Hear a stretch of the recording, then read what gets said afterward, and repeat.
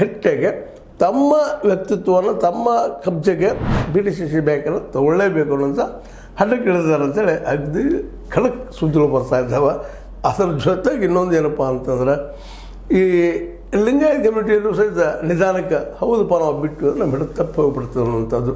ಹೌದು, ಒಪ್ಪುವಂಥ ಮಾತನ ಇಲ್ಲಂತಲ್ಲ. ಸತೀಶ್ ಅವರು ಲಿಂಗಾಯತರಲ್ಲಿ ಅನೇಕ ಜನರನ್ನು ನಮ್ಮ ಒಂದು ಪ್ರೀತಿ ವಿಶ್ವಾಸನ ಗೆದ್ದಿದ್ದಾರೆ, ಮನಸ್ಸು ಗೆದ್ದಿದ್ದಾರೆ. ಇನ್ನು ಕೆಲವೊಂದು ರೀತಿಯಿಂದ ಯಾವುದೋ ಸಾಮ ಇರ್ಬೋದು, ದಾನ ಇರ್ಬೋದು, ದಂಡ ಇರ್ಬೋದು, ಬೇದ ಇರ್ಬೋದು, ಯಾವುದೇ ರೂಪದಿಂದ ಒಂದು ಉಪಯೋಗ ಮಾಡಿಕೊಂಡು ಇಲ್ಲಿಯ ಅನೇಕ ಲಿಂಗಾಯತ ಲೀಡರ್ಗಳನ್ನು ಸಹ ತಮ್ಮ ಸುಪರ್ದಿ ತೆಗೆದುಕೊಂಡಿದ್ದಾರೆ.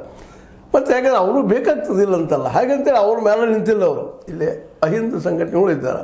ಇವತ್ತಿನ ಉಪ್ಪಾರ ಸಮಾಜ ಆಗಿರ್ಬೋದು, ಕೃಷಿ ರಂಗದಲ್ಲಿ ಇರುತ್ತಿರುವಂಥವ್ರು, ಉಪ್ಪಾರರ ಜೊತೆಗೆ ನಮ್ಮ ಏನಪ್ಪ ಅಂದ್ರೆ ಕುರುಬ ಸಮಾಜದವ್ರು ಇರ್ಬೋದು, ಹಿಂದುಳಿದ ಸಮಾಜದವ್ರು ಇರ್ಬೋದು, ದಲಿತರು ಸ್ವಲ್ಪ ಕಡಿಮೆ ಇರ್ಬೋದು ಭೂಮಿ ಅವ್ರದ್ದು, ಅವರು ಇದ್ದಾರೆ.